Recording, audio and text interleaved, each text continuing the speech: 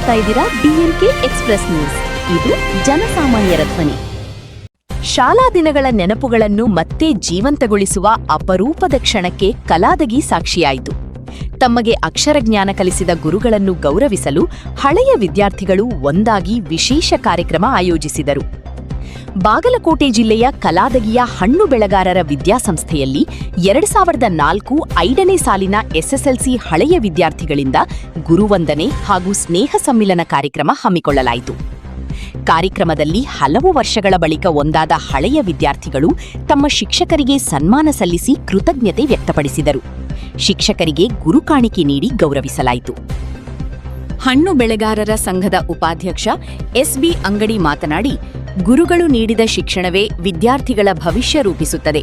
ಶಿಕ್ಷಕರಿಗೆ ಗೌರವ ನೀಡುವುದು ಪ್ರತಿಯೊಬ್ಬ ವಿದ್ಯಾರ್ಥಿಯ ಕರ್ತವ್ಯ ಎಂದು ಹೇಳಿದರು.